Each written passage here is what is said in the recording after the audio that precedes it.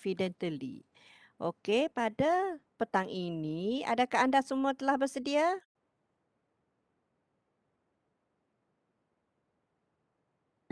Dah. Okey. Okey, thank you.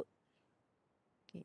Mengenai topik kaunseling, saya akan menghantar beberapa soalan berkaitan dengan topik yang saya akan ajar. Jadi anda sila ambil perhatian ya.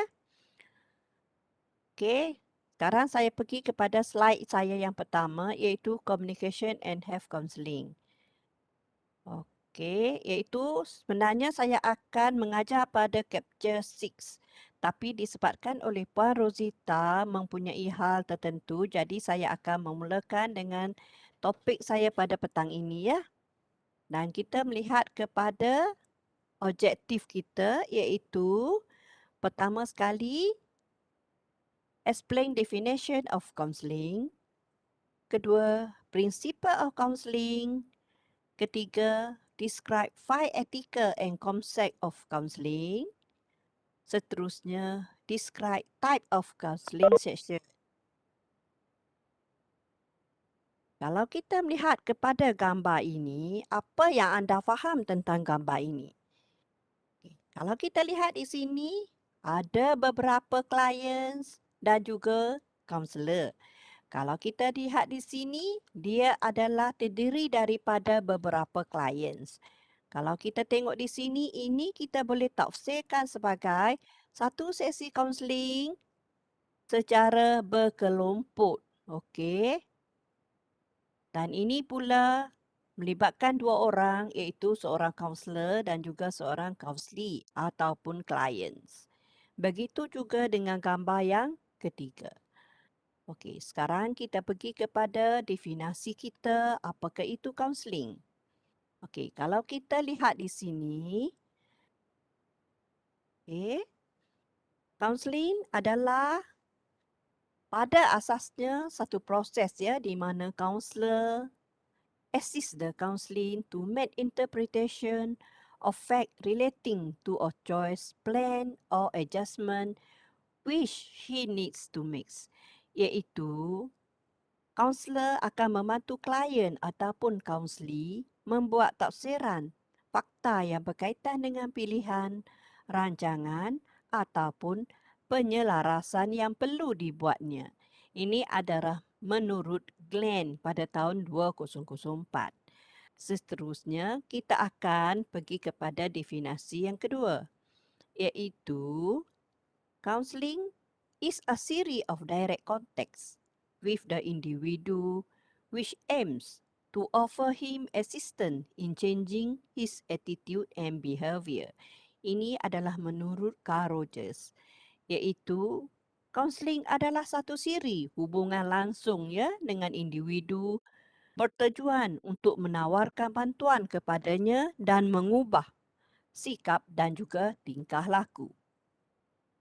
Okey, seterusnya kita melihat bahawa kaunseling adalah satu pendekatan untuk membantu orang ramai ya, mengurangkan kesusahan awal iaitu pada peringkat awal akibat daripada situasi yang sukar untuk menggalakkan kefungsian, penyesuaian, jangka pendek dan jangka panjang iaitu suatu tindakan yang positif.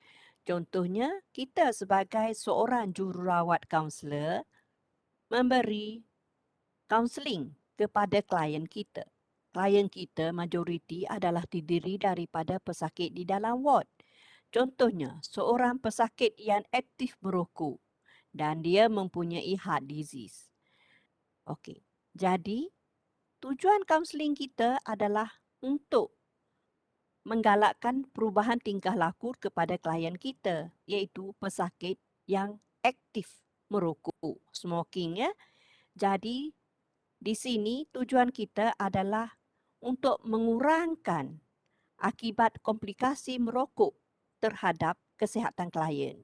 Iaitu contohnya kalau merokok boleh menjadi CA lung, iaitu penyakit paru-paru.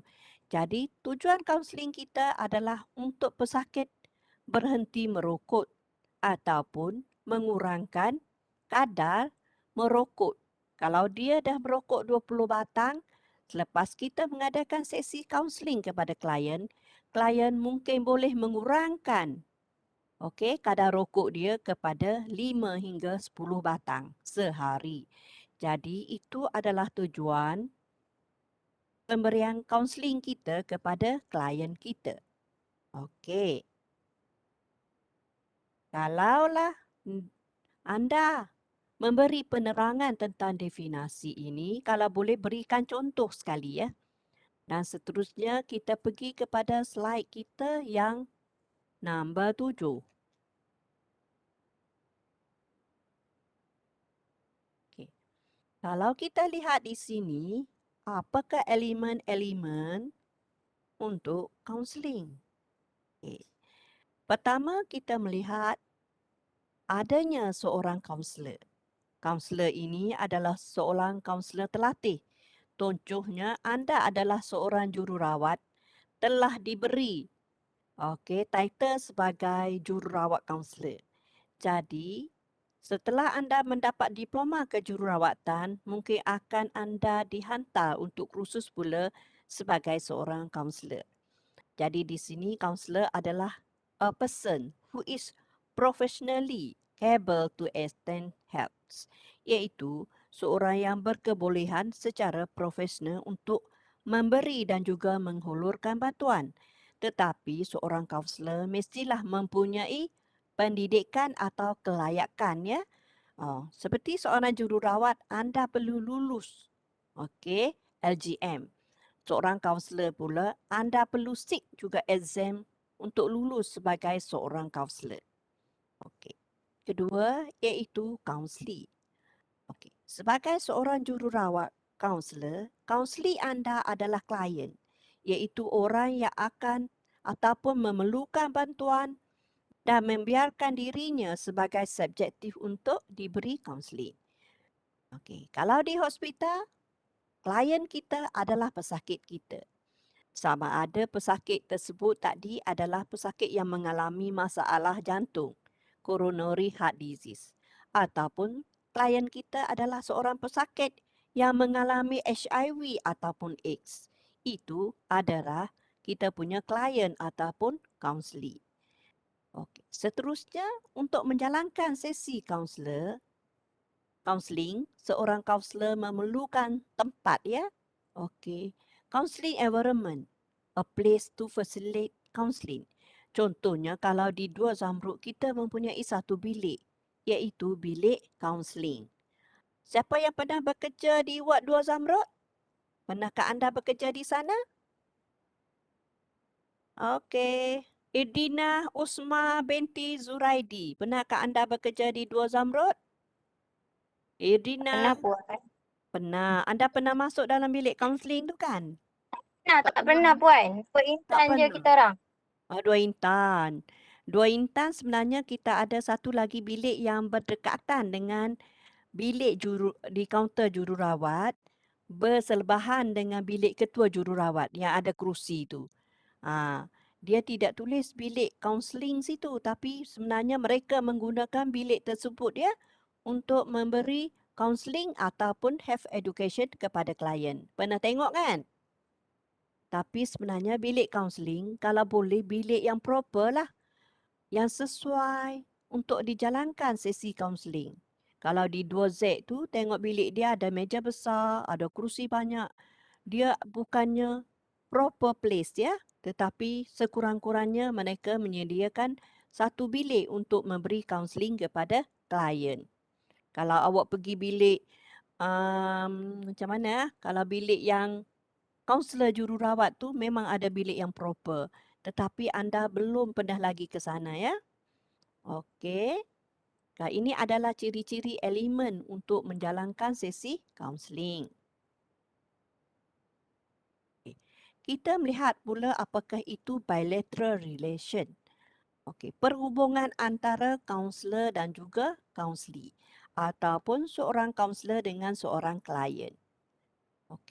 Kalau kita tengok di sini, bilateral relationship between counselor and client according to the role of the counselor X. iaitu berdasarkan kepada peraturan akta kaunselor. Kalau jururawat, kita pun ada juga akta kita sebagai seorang jururawat. Tahu dah akta-akta sebagai seorang jururawat? Etika seorang jururawat. Pernahkah anda belajar? Tak pernah belajar ke dengan Puan Mas Nur Saloni? Belum? Pernah. Dia ada. Okey, pernah. Begitu juga akta seorang kaunselor kita ada, ya. Okey. Kalau tujuan-tujuan peraturan ini dilakukan adalah satu, kita tengok di sini bahawa bilateral relationship iaitu perhubungan antara kaunselor dan juga kaunseling. Menggalakkan pertumbuhan iaitu perkembangan klien dengan cara untuk mempengaruhi minat dan juga kesejahteraan klien melalui hubungan yang sihat. Macam awak lah, seorang jururawat dan juga seorang pesakit juga perlu menjalankan ataupun mempunyai perhubungan iaitu rapport antara jururawat dan juga klien mengikut batas-batas yang tertentu. Okey. Dan hubungan yang terlarang. Okey.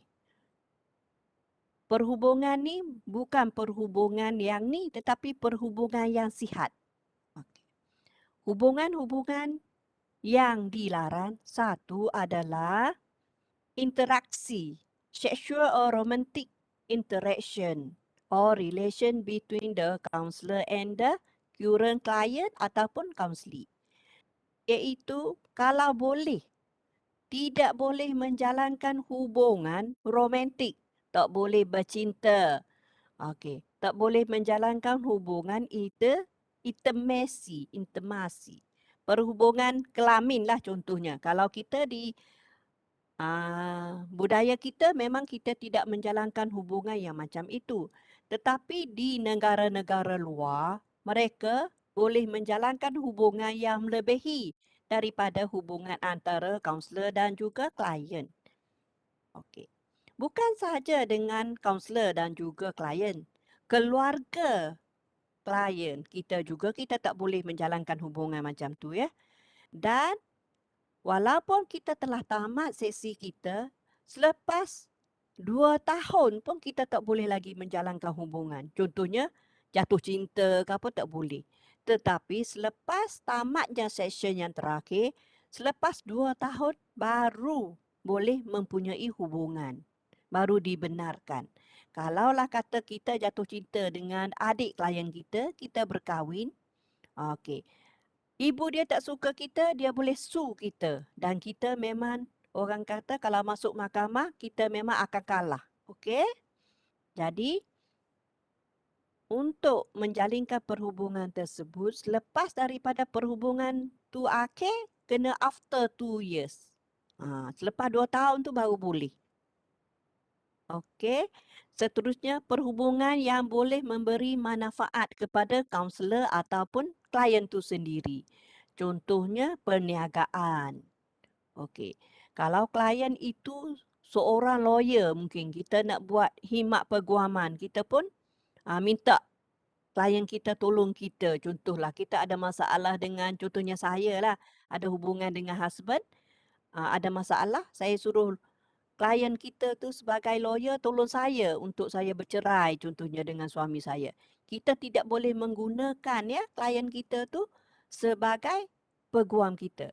Kalau bekas husband saya tahu, dia boleh sue lawyer tersebut, dia boleh sue saya.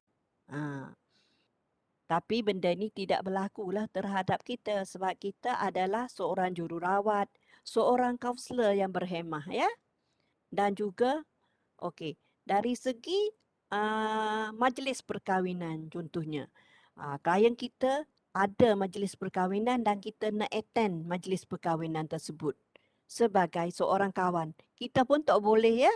Ini adalah pantang-pantang ataupun sesuatu yang dilarang sebagai seorang kaunselor untuk menjalankan perhubungan dengan kaunseling. Okey. Ketiga, untuk memberi perkhidmatan ataupun produk. Contohnya, kita nak bekalkan produk kepada klien kita. Ataupun klien kita ada bisnes, kita nak mengambil produk dia untuk buat bisnes. Pun tak boleh. Okey. Klien kita katalah ibu dia sakit. Kita pun nak pergi melawat keluarga dia. Pun tak boleh ya. Okey. Klien kita dia ada persatuan contohnya. Dia buat persatuan dan kita nak join persatuan dia. Contohnya himat masyarakat ke di sebuah kampung atau bandar kita nak jadi ahli. Kita pun tak boleh. Sebab kenapa kita tak boleh macam ni? Sebab dia takut sebagai seorang kaunselor kita akan mengambil inisiatif ataupun mengambil apa orang kata? Hmm, mengambil top block. Kita akan mengambil kesempatan terhadap klien kita untuk kegunaan kita. Jadi inilah tujuannya untuk bilateral relationship tadi. Okey. Faham ke semua? Okey. Kalau saya kata, okey, soalan objektif saya lah berikut adalah pernyataan berkenaan dengan bilateral relationship. Awak perlu baca dan faham ya. Tak buat soalan lagi. Baru just cakap saja. Okey, seterusnya informed consent. Okey. Informed consent adalah salah seorang daripada anda pernah tengok tak apakah itu informed consent? Okey. Nur Amira Nadia binti Kamarudin. Anda tahukah apakah itu informed consent? Nur Amira. Ya, anda tahu tak apakah itu informed consent yang anda pernah jumpa di dalam ward? Oh, tak pernah jumpa? Pernah.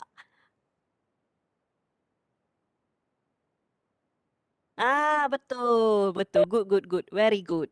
Bermaksud anda pergi dalam ward, anda telah pun mengambil tahu sebahagian itu. Terima kasih ya Nur Amira. Begitu juga semasa kita hendak menjalankan sesi kaunseling ya, kita juga ada informed consent, iaitu persetujuan ya. Okey. Kalau pesakit nak pergi dalam OT, dia pun kena sign juga informed consent. Begitu juga sebelum kita nak menjalankan sesi kaunseling kita. Kita pun perlu ambil juga konsen, tanda tangan daripada klien kita untuk persetujuan menjalankan sesi kaunseling tersebut. Kalaulah dia tidak bersetuju, kita tidak boleh menjalankan sesi kaunseling tersebut. Okey, apakah itu informed consent? Kita tengok ya, tujuan utama dia adalah proses persetujuan termaklum untuk melindungi klien. Kalau klien kita di ward, dia sign untuk melindungi dia. Dia pergi ke dalam OT Dewan Bedah tu untuk apa? Nanti kata nak potong amputation at the right leg, suddenly doktor akan buat amputation at the left leg. Okey, tujuan dia adalah untuk melindungi klien kita. Macam juga dengan kaunselor. Untuk apa ni? Untuk informed consent. Nak buat kaunseling jenis macam mana. Jadi ini juga adalah perlu ya. Dan borang persetujuan ini adalah dokumen undang-undang yang memastikan proses komunikasi berterusan antara kaunselor dan juga kaunseling. Penting juga ingatkan mai cakap-cakap saja ya. Sebenarnya proses kaunseling adalah proses yang kita memang registered secara bertulis. Seterusnya, ianya involve the right of the client to be informed about their terapi. Okey. Untuk memaklumkan tentang terapi mereka dan membuat keputusan autonomi berkenaan dengannya. Okey, kalau kita membuat sesi kaunseling dengan kaunseling kita, keputusan tu adalah di tangan klien kita, bukan di tangan kita. Jadi kita cuma membuat sesi kaunseling dan klien kita berhak untuk membuat decision atau keputusan apa yang dia nak buat terhadap diri dia. Contohnya seorang pesakit HIV katakan, kalaulah decision pada dia katalah, okey, saya tak nak lagi beritahu keluarga saya tentang penyakit saya. Jadi kita sebagai seorang kaunselor pun kita kena hormat dia. Okey, tapi dalam keadaan tertentu, kita sebagai seorang kaunselor, kita perlu memberi penerangan yang jelas Contohnya kepada klien kita bahawa betapa perlunya klien kita pun inform tentang penyakit ataupun disease dia kepada ahli keluarga dia. Ahli keluarga dia adalah orang-orang yang dia sayang. Okey. Katalah kalau pesakit tu berada dalam dilema, dia tak nak bagi tahu. Jadi kita tak boleh bagi tahu. Tetapi kita perlu memberi penerangan sehinggalah klien kita tu bersetuju untuk memberitahu ahli keluarga dia tentang disease ataupun penyakit dia. Okey, seterusnya kita akan melihat bahawa informed consent ini tak boleh juga diambil ya kalau seseorang itu kurang daripada 18 tahun. Okey, ini adalah informed consent antara kita dan klien kita sebagai kita adalah sebagai jururawat kaunselor. Kalau di sekolah, dia orang membuat juga kaunseling antara kaunselor dan juga student. Itu lain ya. Dan kita tengok bahawa penerangan konsen ini should be explained before the session begin. Iaitu sebelum sesi kita bermula. Okey, fahamkah semua? Kalau inform konsen kita di hospital, macam mana ya? Okey, berlainan ya. Kita melihat ya, apakah itu etika? Cakap saja etik, etika. Etik, etika. Tetapi kita harus faham apakah itu etik ya. Sekarang kita pergi melihat apakah itu etika, apakah itu etik. Okay. Kalau etika adalah nilai-nilai ataupun moral, nilai-nilai moral yang harus ada pada diri kita. Nilai moral kita, contohnya kalau kita adalah berada di Kelantan, kebanyakan wanita Kelantan moral kita adalah kita kena jaga diri kita. Berpakaian menutup aurat. Okey. Okey. Kalau kita tengok di sini, gambar di sini, etika adalah sesuatu yang betul dan juga sesuatu yang salah. Jadi kita perlu, kita perlu mengamalkan sesuatu yang betul dan kita kena tinggalkan sesuatu yang salah. Begitu juga untuk menjadi seorang kaunselor.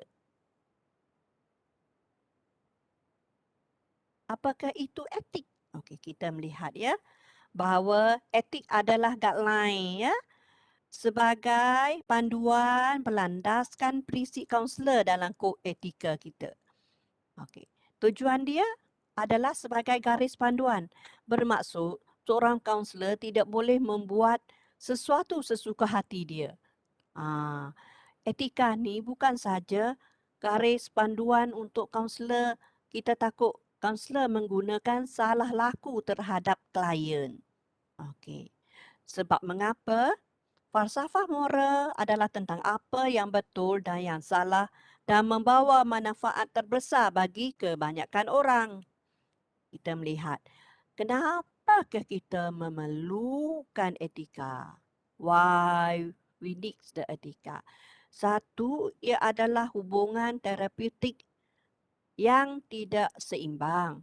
Memang kita antara kaunselor dan kaunselir kita melihat kaunselor tu lebih mempunyai power ya. Jadi di sini tujuan konsen tu adalah tidak berlakunya penyelewengan kuasa oleh kaunselor terhadap klien. Dan hubungan terapeutik adalah sesuatu yang complicated. Contohnya, masalah klien adalah rumit. Sifat perhubungan itu rumit. Dan ahli terapi adalah manusia yang boleh melakukan kesalahan. Contohnya kita lah, kaunselor. Kita boleh melakukan kesalahan. Begitu juga di hospital. Kalau kita tengok pesakit datang dan tidak mengambil, contohlah dia datang dengan kaki dia gangrene. Tahukah apakah itu gangrene? Okey. Tahukah anda apakah itu gangrene? Siapa boleh jawab? Ada yang volunteer nak jawab? Okey, tak ada, saya panggil nama ya. Okey. Nur Hadirah binti Hafizi. Anda ada ke bersama saya? Hello? Nur Ya, Nadira? Puan, ada. Ada. Nur Nadira tahu tak apakah itu gangrene? Puan, Ya, ada. Ya, apakah itu gangrene? Kaki kita yang gangrene, tahu tak? Tak tahu. Geng-geng tu macam Ha? ada kulit kat jari tu ke Puan? Jari dia menjadi kehitaman, tak? Ah. Lepas tu kalau dah gangrene tu bermaksud kawatan tersebut telah pun mati. Tak ada blood supply, okay? Dia kata ni, Khaironiza jawab, the death of the tissue. Very good, thank you very much. Bermaksud anda masih bersama saya. Okay? Contohnya klien kita datang dengan keadaan kaki yang gangrene. Kalau dah gangrene, tak guna kita simpan lagi ya anggota tersebut. Jadi kita menasihat, kita sebagai jururawat dan juga doktor lah, menasihat klien kita untuk melakukan amputation pada anggota tersebut.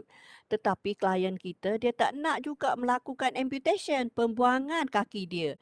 Sebab dia sangat sayang pada kaki dia. Dia kata kalau dia balik jumpa bomo, mungkin kaki dia yang gangrene tu boleh baik.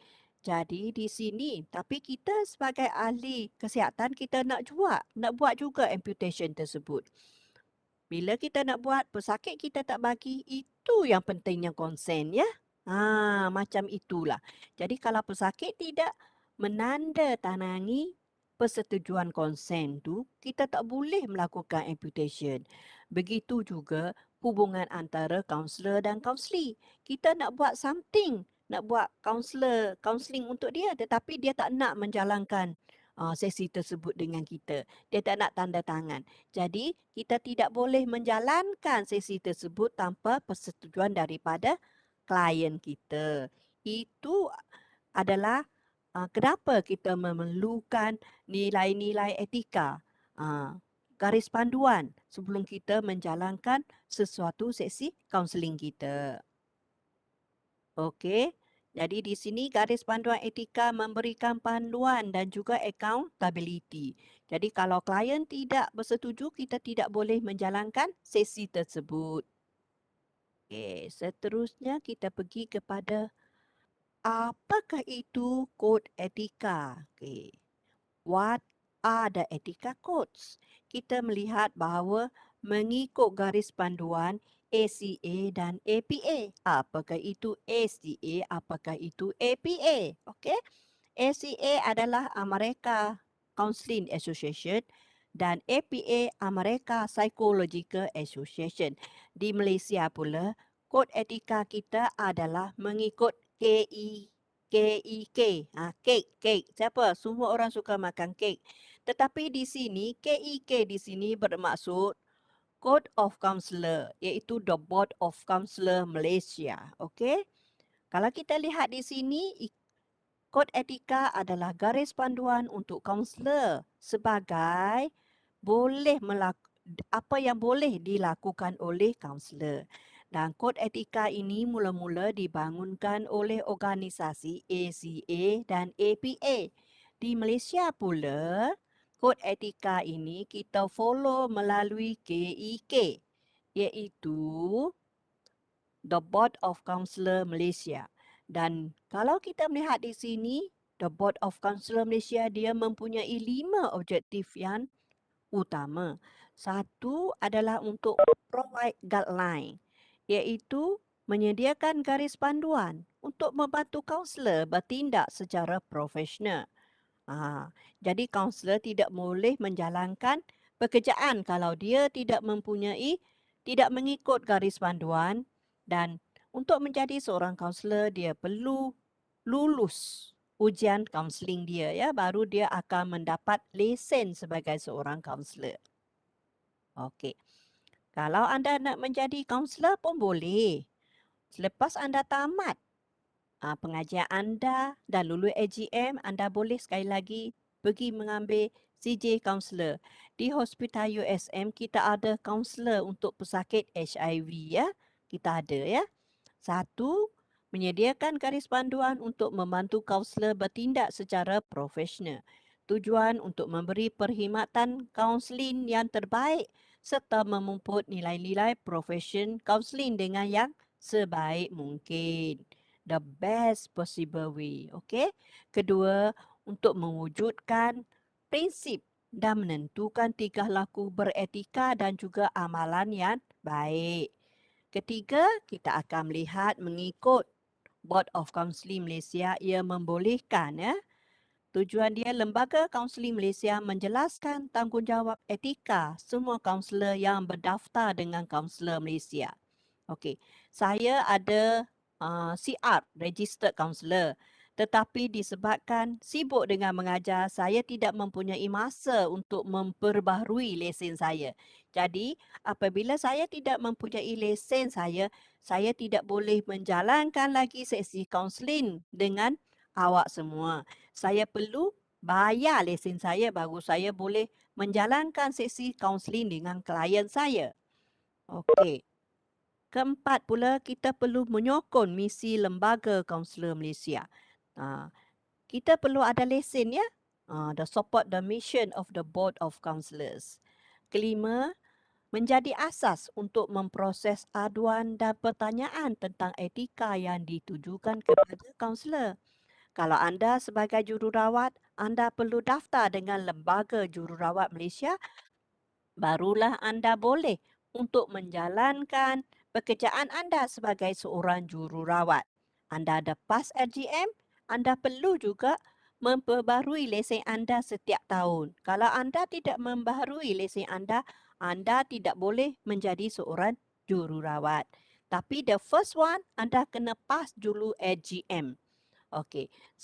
Kita adalah beberapa pula syarat-syarat untuk kita menduduki LGM. Okey ya? Faham semua? Adakah anda masih bersama saya? Atau anda sudah pun tidur? Okey, Nur Nadira, thank you respon. Arika, thank you, thank you. Thank you very much ya. Dan seterusnya kita pergi melihat Golden Five Principle of Ethica. Pertama sekali kita melihat ni ada 5 ya. Autonomy, justice. Okey, sekarang kita pergi one by one. Okey. Okey, sekarang kita pergi kepada yang pertama iaitu autonomi. Kalau dalam LGM etika kejururawatan kita pun ada autonomi. Iaitu kalau kita tengok kepada yang ini adalah kaunselor punya, iaitu prinsip memberi perhormatan kepada klien. Iaitu klien berhak untuk membuat keputusan. Dalam LGM pun, dalam etika kejururawat pun sama juga. Iaitu klien mempunyai hak untuk membuat keputusan.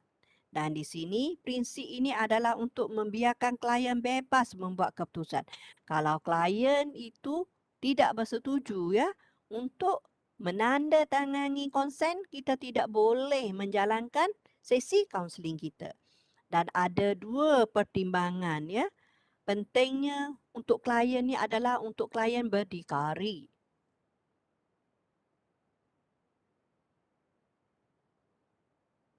Okey, ada 2 important ya. Okey. Pertama, kita melihat bahawa menolong klien memahami ya bagaimana keputusan dan nilai mereka dapat diterima dalam konteks masyarakat sekeliling mereka dan bagaimana mereka boleh mempengaruhi hak orang lain. Ini adalah hak klien, bahawa klien berhak untuk membuat keputusan. Dan pertimbangan yang kedua adalah berkaitan dengan kemampuan klien untuk membuat keputusan yang tepat dan juga rasional. Klien yang tidak mampu membuat pilihan yang kompeten ya, seperti kanak-kanak dan beberapa individu yang mempunyai masalah mental tidak dibenarkan membuat keputusan kerana ia boleh membahayakan diri mereka dan juga orang lain. Sesi kaunseling kita tidak boleh buat ya antara kaunselor dan juga pesakit mental yang teruk. Okey. Ini adalah mengikut akta kita. Okey, sama juga dengan jururawat kan? Okey, konsen pun kita tidak boleh mengambil atas kanak-kanak dan juga pesakit mental. Jadi kita perlu mengambil konsen dengan dia punya penjaga. Contohnya, klien kita adalah pesakit, contohlah pesakit karsinoma. Keputusan untuk membuat, contohnya kemoterapi. Dan kaunselor perlu menghormati keputusan klien. Contohnya, kalau dalam sesi kaunseling, pesakit kemoterapi dia tidak mahu pesakit CA, dia tidak mahu menjalankan rawatan dia, kita terpaksa menghormati keputusan klien. Contohnya kalau klien CA dia tak nak buat kemoterapi, dia nak minta balik, iaitu AOR. Okey? Pesakit nak balik, dia nak balik atas dia punya AOR. Jadi kita kena tanda tangani dan membenarkan pesakit tersebut balik. AOR ni add-on risk. Contohnya dia nak balik juga atas keputusan dan akibat tu ditanggung sendiri oleh pesakit tersebut. Okey.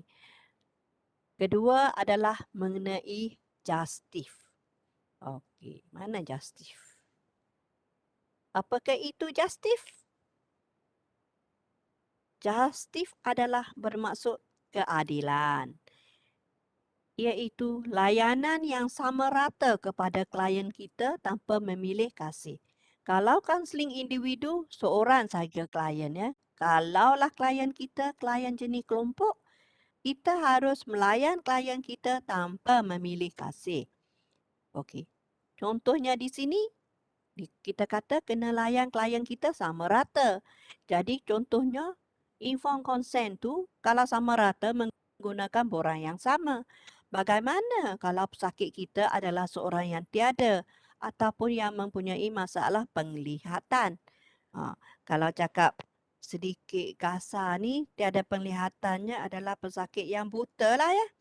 Jadi konsen itu kita perlu mengikut kesesuaian klien. Kita kata tak ada pilih kasih, konsen sama je lah. Tak boleh. Tak ada pilih kasih di sini. Kita kalau boleh konsen font untuk pesakit yang tiada penglihatan menggunakan bentuk yang apa dia? Nama dia apa? Braille, apa dia? Braille, in Braille. Iaitu bagi klien yang tiada penglihatan, dia menggunakan daya rasa dia untuk membaca consent form tersebut.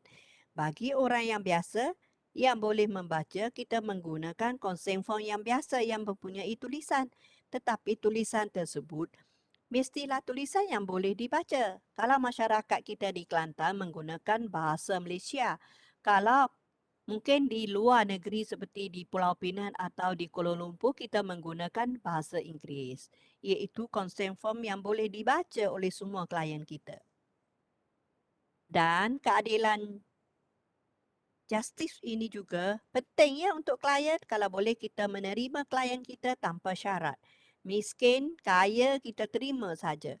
Begitu juga agama yang berlainan. Walaupun kita adalah bangsa Melayu, klien kita Cina, kita menerima klien kita seadanya.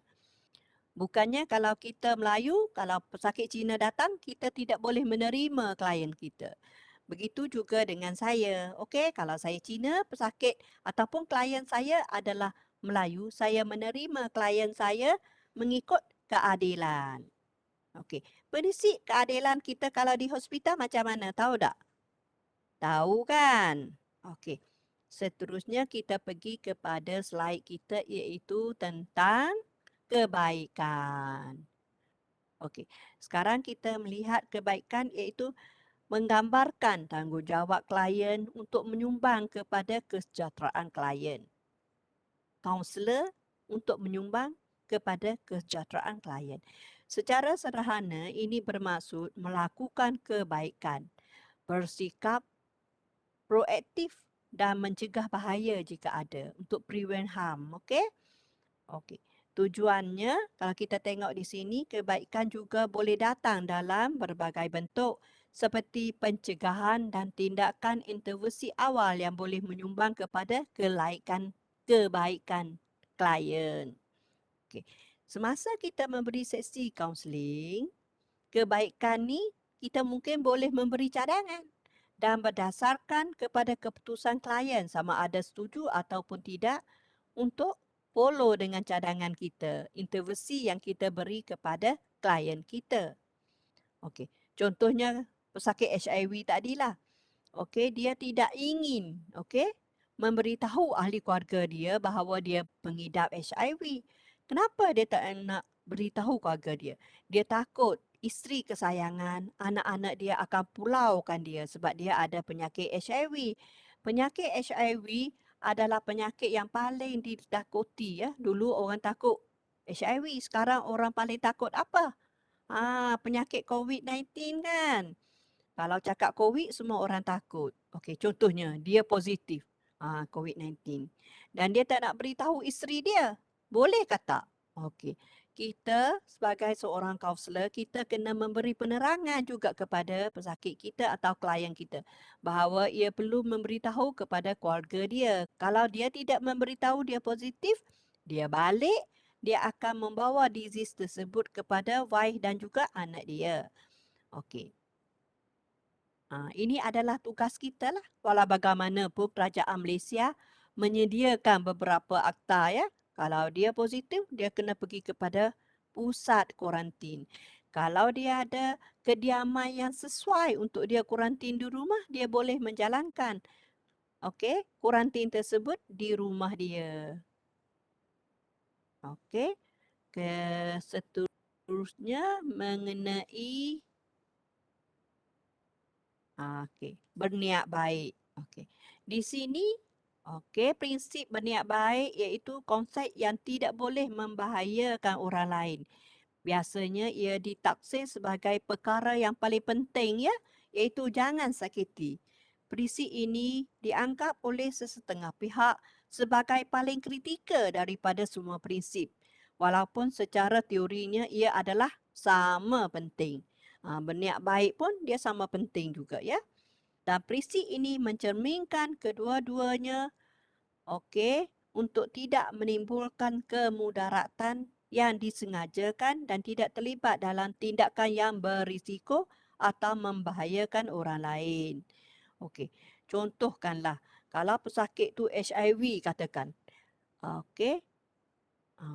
Kita punya tugas kaunselor adalah menjaga kerahsiaan klien kita. Klien kita tak nak memberitahu keluarga dia tentang dia ada penyakit HIV. Okey, kita tahu benda tu baik. Benda tu bukan baik. Pesakit HIV tu dia tak nak beritahu kepada keluarga dia. Kita memang empati, kita memang memahami klien kita. Kalau dia bagi tahu mungkin wife dia akan meminta cerai on the spot. Saya pernah ya bekerja di Tujuh Selatan. Apabila doktor memberitahu wife dia, memberitahu wife dia bahawa husband dia ada HIV positif, pada masa tang-tang tu juga wife dia terus menjerit-jerit di hadapan orang ramai, mengeluarkan kata-kata kesat terhadap suami dia dan terus meminta cerai. Memang kita terkejut ya. Okey. Sebab itulah fungsi kita sebagai seorang kaunselor, kita perlu panggil pesakit klien kita yang HIV positif, memberi dia dulu health education plus dengan tugas kita sebagai seorang kaunselor, membuat kaunseling kepada dia, menerangkan disease kepada dia agar dia faham dan menerangkan kepentingan untuk memberitahu isteri dan anak-anak dia tentang bahayanya HIV kepada isteri dia. Pesakit mesti sayangkan isteri dia. Pada masa yang sama dia tak nak kehilangan isteri dia disebabkan oleh penyakit dia, disease dia. Jadi peranan kita sebagai orang kaunselor, macam mana kita nak terang kepada husband dia untuk membenarkan kita memberitahu kepada isteri dia dan anak-anak dia tentang disease dia. Ha. Sebab inilah seorang kaunselor memerlukan pendidikan, memerlukan education. Macam mana proses kaunseling ini berjalan dengan keadaan yang baik dan pesakit boleh menerima cadangan kita untuk memberitahu kepada isteri dan anak-anak dia tentang disease dia. Okey, mula-mula kita akan menjalankan sesi kaunseling individu. Selepas itu kita terpaksa pula menjalankan family counselling. Okey. Tujuan family counselling adalah isteri dia tu menerima masalah husband dia tu dengan hati terbuka dan tidak meminta cerai pada masa yang sama apabila dia mengetahui tentang penyakit HIV husband dia. Di sinilah peranannya kita sebagai seorang kaunselor semasa menjalankan sesi kaunseling. Okey ya. Seterusnya kita pergi kepada slide kita iaitu kesetiaan. Okey. Okey. Kalau kita lihat di sini, kesetiaan ni melibatkan konsep kesetiaan dan menghormati komitmen. Klien mesti boleh mempercayai, klien ataupun seorang kaunselor, klien boleh mempercayai seorang kaunselor, boleh mempercayai kita. Dan bagaimanakah kita sebagai seorang kaunselor boleh memuput ataupun menunjukkan bahawa kita boleh dipercayai oleh klien kita. Ah, di sini, sebagai seorang kaunselor, kepercayaan klien kita, kita tidak boleh khianati. Contohnya bila memberitahu tentang masalah dia, dia mendapat HIV tersebut dari mana. Kita tidak boleh memberitahu wife dia. Okey, oh husband awak mendapat HIV sebab dia pernah melanggar pelacur dahulu. Okey, jadi kita mesti memberitahu dengan cara yang baik. Okey, agar kepercayaan klien kita terhadap kita sebagai seorang kaunselor itu boleh dipercaya sepenuhnya dan dia tidak merasakan bahawa dirinya telah dikhianati. Okey. Jadi kerahsiaan klien tidak boleh dibocorkan. Contohnya adalah isu HIV. Okey. Contohnya kita memberitahu ya, pesakit kita ada HIV itu kepada semua. Katalah dia menetap, dia adalah kaki tangan kita. PPSK. Jadi kita memberitahu semua kawan-kawan kita. Oh, si A ada HIV, si A ada HIV. Kita mesti menjaga kerahsiaan dan kesetiaan klien kita, kepercayaan tu kita tidak boleh khianati. Macam juga seorang jururawat kan. Jururawat pun perlu menjaga juga tentang kerahsiaan klien. Adakah anda masih lagi bersama saya? Kalau saya katakan senaraikan tentang kalau dalam exam dia tidak senaraikan 5, senaraikan 4. Okey, jadi anda perlu tulis 4 dan kalau saya kata, okey, saya kata explain. Jadi anda kena pilih antara 4 ni anda kena explain mana-mana dan kalau boleh berilah contoh. Barulah markah anda ada penuh. Kalau anda cuma copy paste saja ala ayat saya terus masuk, definitely I bagi you B+. I tak boleh bagi you lah A+, A kan? Kalau ada bagi lagi contoh yang mengukuhkan lagi penerangan anda tentang tajuk-tajuk ini, saya akan memberi anda markah penuh. Minta maaf ya, kalau Sufi pun, dia adalah anak didik saya, anak PA saya pun, kalau dia tidak memberi contoh, saya tidak boleh memberi A kepada Sufi. Okey, seterusnya kita pergi kepada Allah marahnya Sufi. Okey, sebab saya perlu berlaku adil. Sebagai seorang pengajar, saya kena adil dengan mana-mana pelajar. Kalau saya tidak adil, okey, bermaksud saya tidak menjalankan tugas saya dengan baik. Betul tak Amalin? Thank you very much. Kita melihat kepada type of counselling. Kalau kita tengok di sini, counselling kita ada individu counselling dan kita ada group counselling. Okey. Kalau individu counselling, kita melihat ke adalah counselling yang dijalankan antara seorang kaunselor dan juga seorang kaunseli ataupun seorang klien. Sekarang kita antara individu dan juga grup kita pergi kepada seterusnya ya. Okey. Daripada contohnya individu kaunseling tadi, kalau pesakit HIV tadi kita buat individu. Tetapi untuk keluarga dia kita akan pergi kepada family counseling. Ataupun kalau ada masalah perkahwinan kita akan pergi kepada marriage counseling. Ada juga yang melibatkan career counseling, guardian, rehab krisis counselling, mental health counselling, abuse counselling. Kalau di sekolah kita ada education counselling. Bagi warga tua kita ada gerontologi counselling ataupun counselling untuk warga tua. Okey. Sekarang kita pergi one by one ya. Okey, sekarang kita pergi tengok apakah itu individu counselling. Kalau kita lihat di sini, individu counselling adalah okey, dia adalah involve antara kaunselor and client. Okey. Contohnya seorang kaunselor dan klien dan tanpa campur tangan ataupun kritikan daripada mana-mana orang. Okey. Di sini ada dua orang saja, seorang kaunselor dan juga seorang klien. Dan isu-isu biasanya adalah berkaitan isu peribadi, kerjaya dan juga isu peningkatan diri. Kalau anda sebagai seorang pelajar, sekarang mungkin masalah stres, tidak dapat memberi tumpuan semasa kelas online berjalan. Anda boleh menjalankan kaunseling individu dengan kaunselor anda. Seterusnya, okey, ianya melibatkan provide a one-on-one exchange, iaitu seorang klien dengan seorang kaunselir dan isu yang dibincangkan adalah berkaitan peristiwa, pemikiran dan perasaan sekiranya ada berlaku contoh kebimbangan. Dan seorang kaunselor akan mendengar dengan teliti luahan perasaan daripada klien dan akan menjawab dan menawarkan maklum balas ya, feedback.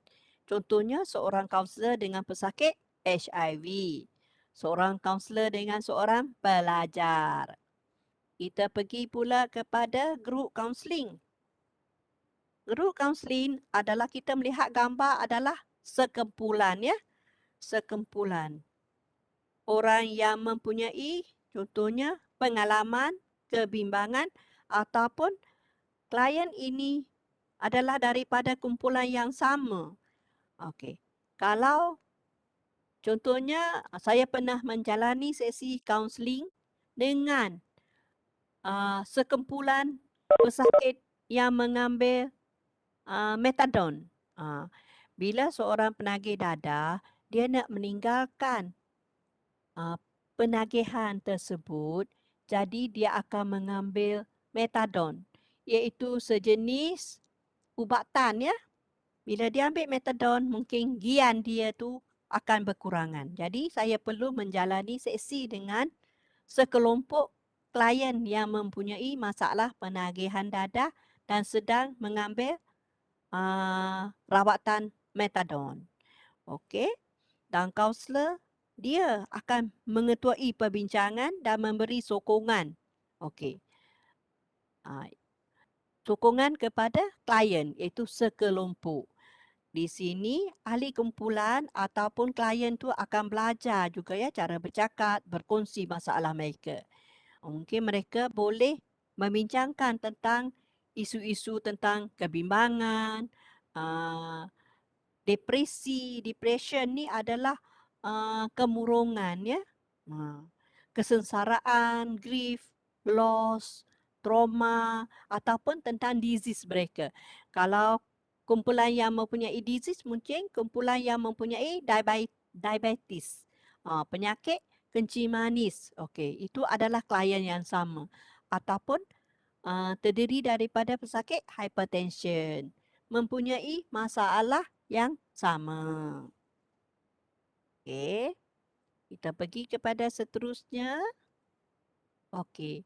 Macam tadi saya dah cakap ya daripada kaunseling individu, contohnya pesakit yang ada HIV, bila kita telah menjalankan sesi kaunseling secara individu 2 kali, 3 kali dan untuk sesi seterusnya mungkin kita memerlukan family session, iaitu kita panggil isteri dan anak-anak dia pula ataupun menjalani sesi kaunseling secara individu dengan pesakit dulu Kemudian kita menjalani sesi kaunseling dengan isteri dia. Apabila kedua-dua sesi kaunseling individu antara isteri dan suami, seterusnya kita akan terus kepada family counselling pula untuk memberitahu tentang penyakit pesakit tersebut.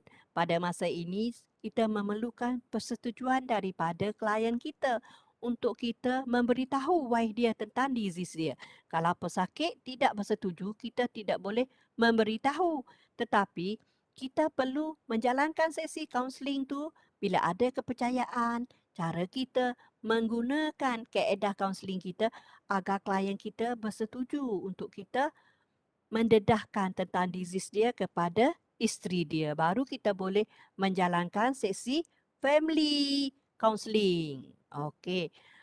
Barulah kita terus dengan family marriage. Okey? Okey. Apakah tujuan kita menjalankan sesi kaunseling ini? Tugasan kaunselor ialah apabila sesi ini kita perlu mendengar cara adil setiap orang dalam sesi ini.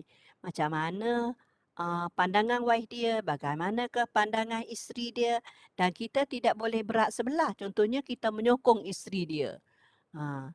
Dan kaunselor membantu ya untuk mencari bagaimanakah pemikiran dan tindakan tertentu boleh, kalau boleh, untuk mengurangkan konflik dalam family tersebut.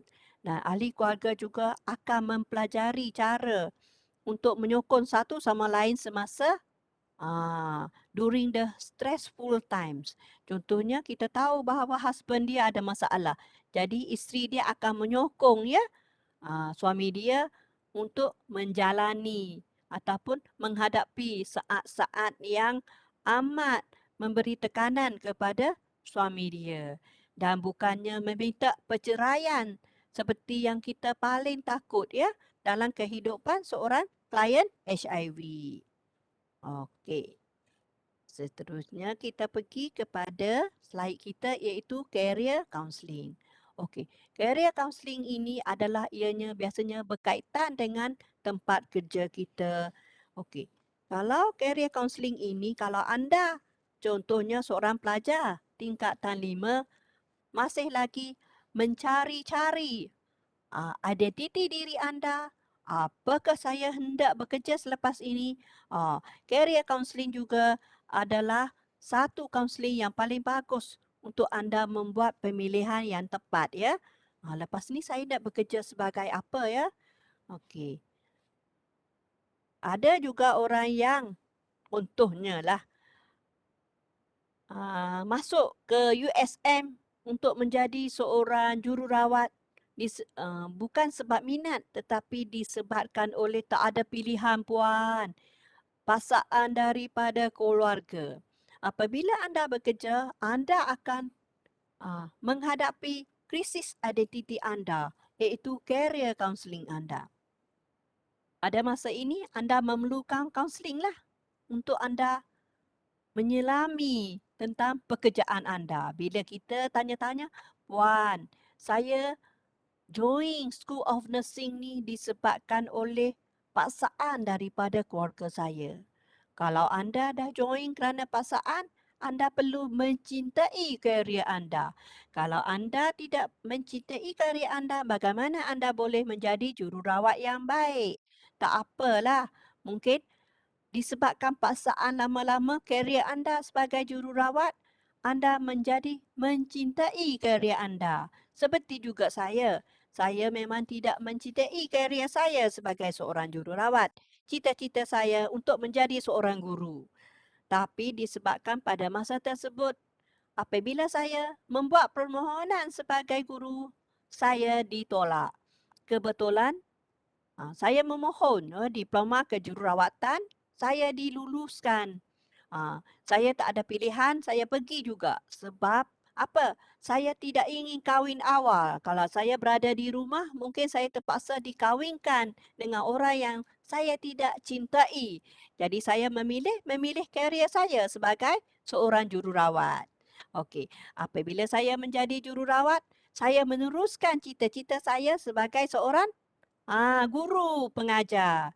Okey, apabila saya meneruskan cita-cita saya sebagai seorang pengajar, saya juga berminat untuk menjadi seorang kaunselor.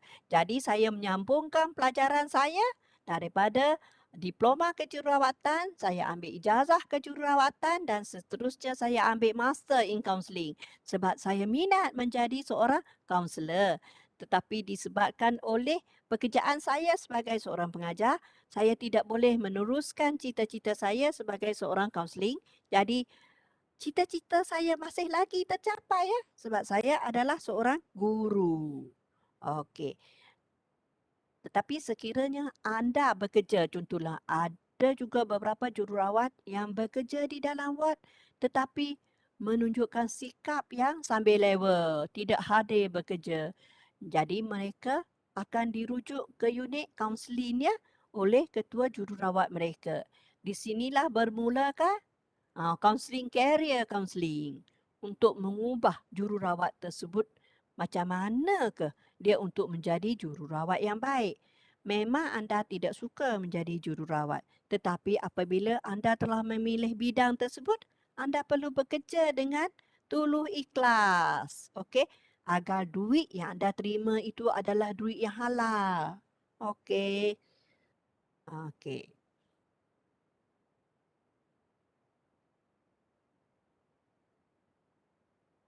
Okey. Sebenarnya kaunselor kerjaya adalah satu proses yang memberi tumpuan ya kepada untuk membantu seseorang memahami diri mereka serta trend kerja mereka supaya seseorang boleh membuat keputusan termaklum ya tentang kerjaya dan juga pendidikan karier mereka nanti. Dan seterusnya,